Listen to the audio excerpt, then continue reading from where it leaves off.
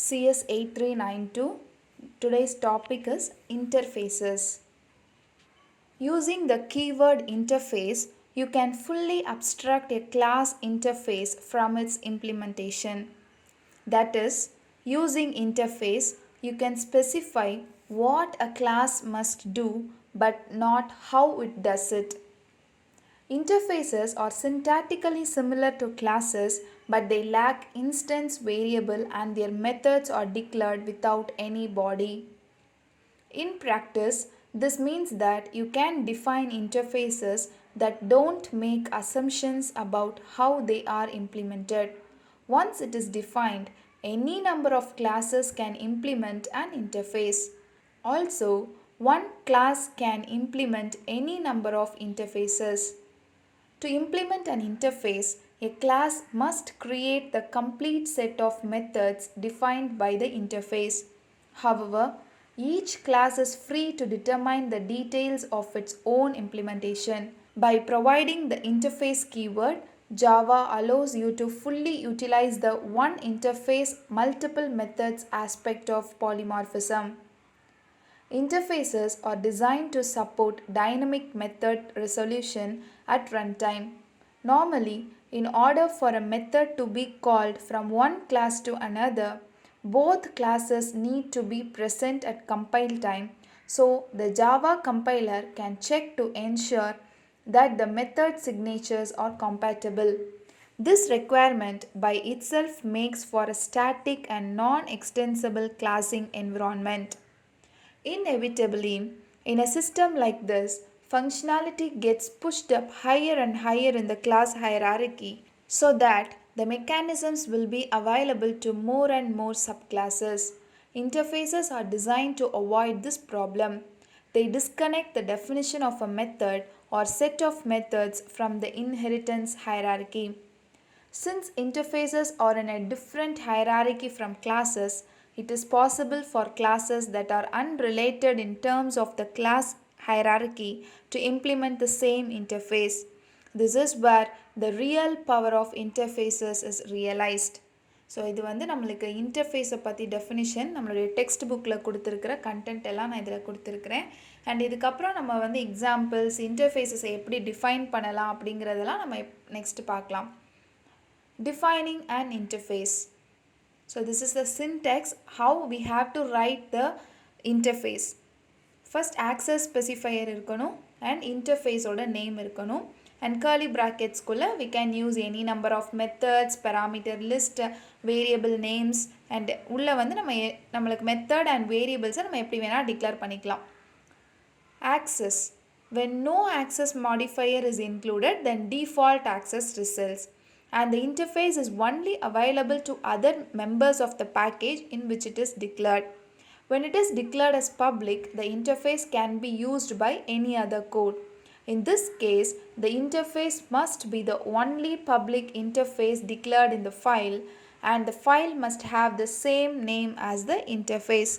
So நம்ம கிளாஸே declare பண்ணலை, interface தான் நம்மளுடைய ப்ரோக்ராம் மெயினாகவே அதுதான் இருக்குது அப்படின்னா நம்ம ப்ரோக்ராமை சேவ் பண்ணும்போது இன்டர்ஃபேஸோட நேமை யூஸ் பண்ணி நம்ம ஃபைலை சேவ் பண்ணிக்கலாம். Name is the name of the interface and can be any valid identifier. Method name and parameter list. So return type வந்து நீங்கள் என்ன நம்மளுடைய ரிட்டர்ன் டைப்ஸ் என்ன வேணால் யூஸ் பண்ணிக்கலாம். மெத்தட் நேம் வந்து யூசரோட விஷ் தான், அது என்ன நேம்னா வச்சுக்கலாம். பெராமீட்டர் லிஸ்ட்டில் இருக்கிற வேரியபிள்ஸும் நம்ம வைக்கிறது தான். ஸோ அது என்னென்னு பார்க்கலாம். The methods that are declared have no bodies. They end with a semicolon after the parameter list. They are essentially abstract methods. There can be no default implementation of any method specified within the interface. Each class that includes an interface must implement all of the methods. Final variable name 1, 2. So final இருக்கலாம் or static இருக்கலாம் and they are implicitly final and static, that meaning they cannot be changed by the implementing class. So நம்ம இதில் declare பண்ண variable நேமை வந்து class நம்ம இன்னொரு class declare பண்ணி மெயின் ஃபங்க்ஷன்லாம் எழுதுவோம்ல, அங்கே வந்து நம்மளால் சேஞ்ச் பண்ண முடியாது அப்படிங்கிறது தான் இதோட meaning. and they must also be initialized. Variables can be declared inside of interface declarations. So interface declare பண்ணதுக்கு அப்புறம் தான் நம்ம அதுக்கு உள்ளே தான் நம்மளுடைய வேரியபிளை டிக்ளேர் பண்ணணும். All methods and variables are implicitly public. So நம்ம வேரியபிள் நம்மளுடைய ரிட்டர்ன் டைப் டேட்டா டைப்பெல்லாம் நம்ம கொடுக்கல அப்படின்னா அது வந்து பப்ளிக் அப்படின்னு தான் meaning. Here is an example of an interface definition. It declares a simple interface that contains one method called callback that takes a single integer parameter. So எப்படி நம்ம ஒரு இன்டர்ஃபேஸை டிஃபைன் பண்ணணும் அப்படின்னா இன்டர்ஃபேஸ் அப்படிங்கிற நேமை கொடுத்துக்கணும். அதோட நேம் வந்து கால்பேக். நெக்ஸ்ட் அதுக்குள்ளே நம்ம ஒரு மெத்தட் நேம் கொடுக்குறோம். தட் இஸ் கால்பேக் அப்படிங்கிறது மெத்தட் நேம். அது ஸ்மால் லெட்டரில் இருக்குது. ஸோ வாய்டு கால்பேக் ஆஃப் உள்ள ஒரே ஒரு parameter, single parameter. So int param அப்படிங்கிறது name. This is just an example. So இப்படி தான் நம்மளோட இன்டர்ஃபேஸை நம்ம டிக்ளேர் பண்ணணும். ஸோ வி வில் சி இன்டர்ஃபேஸோட எக்ஸாம்பிள். ஸோ இன்டர்ஃபேஸ் எக்ஸாம்பிள் நான் இதில் என்ன கண்டிஷன் யூஸ் பண்ணி இந்த ப்ரோக்ராம் எழுதியிருக்கேன்னா, லோவர் கேஸில் இருக்கிறது அப்பர் கேஸாகவும் அப்பர் கேஸில் கொடுக்குற ஸ்ட்ரிங்ஸை லோவர் கேஸாகவும் எனக்கு கன்வெர்ட் பண்ணணும். ஸோ ஃபஸ்ட் ஒரு இன்டர்ஃபேஸ் க்ரியேட் பண்ணியிருக்கேன் I1. அதில் வேல்யூ வந்து A is equal to 10 and அதில் ஃபைனல் வேல்யூவாக நான் ஒன்று கொடுத்துருக்கேன். That is B is equal to 20. அப்போ இதை வந்து வேறு எங்கேயுமே யூஸ் பண்ண முடியாது. ஸோ இன்டர்ஃபேஸை யூஸ் பண்ணி நம்ம ஃபைனலில் இருக்கிற வேரியபிளை ஆக்சஸ் பண்ணணும் அப்படின்னு நினச்சோம் அப்படின்னா we can use implement operator. string upper is equal to string str of. So இது வந்து இதோட வேரியபிள் நேம். ஓகே, நெக்ஸ்ட் இன்னொரு இன்டர்ஃபேஸ் க்ரியேட் பண்ணியிருக்கேன் I2. அதில் I am using the method lower.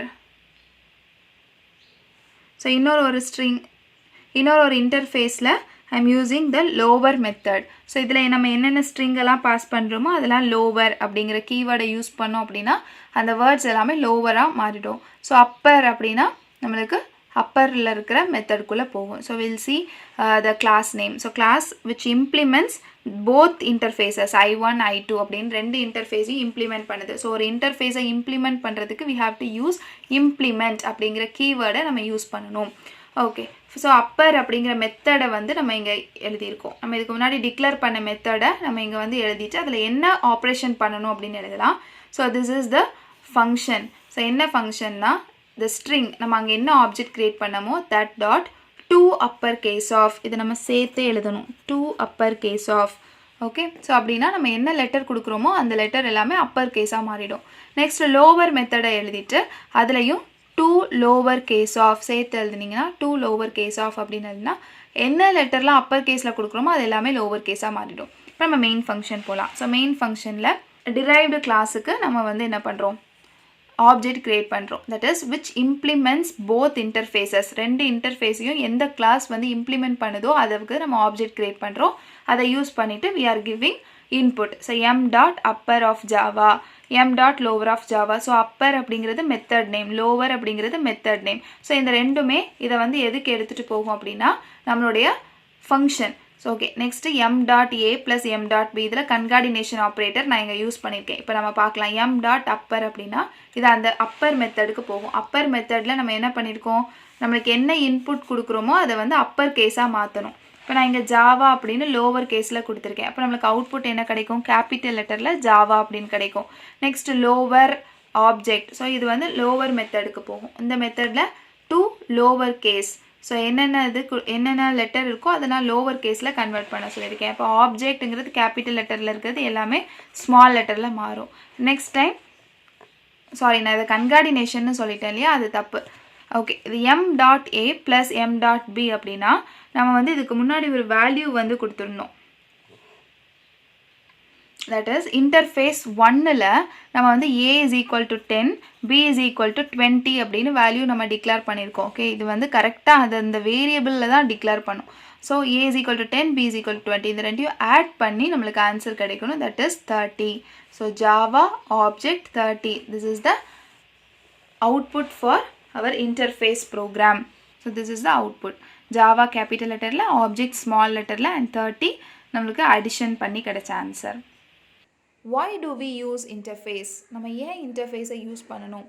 It is used to achieve total abstraction. Since Java does not support multiple inheritance in case of class, but by using interface it can achieve multiple inheritance. So interface use பண்ணி நம்ம multiple இன்ஹெரிட்டன்ஸை achieve பண்ண முடியும். And it is also use to achieve loose coupling. Interfaces are used to implement abstraction. So இந்த அப்ஸ்ட்ராக்ஷனை implement பண்ணுறதுக்கு தான் ரொம்ப யூஸ்ஃபுல்லாக இருக்குது இன்டர்ஃபேஸ். ஸோ அப்ஸ்ட்ராக்ஷன்னா என்ன அப்படின்லாம் இன்னும் தெரியலை அப்படின்னா நீங்கள் வந்து ஜாவாவோட பேசிக்ஸை வந்து படிக்கணும் ஃபஸ்ட்டு. அதில் தான் நம்மளுக்கு அப்ஸ்ட்ராக்ஷனோட டெஃபினிஷன் எக்ஸாம்பிள்ஸ் எல்லாம் இருக்குது. ஸோ அதை பார்த்துட்டு கூட நீங்கள் இன்டர்ஃபேஸ் வந்து படிக்கிறதுக்கு வரலாம். If you have any doubts, leave your doubts in the comment section. Thank you.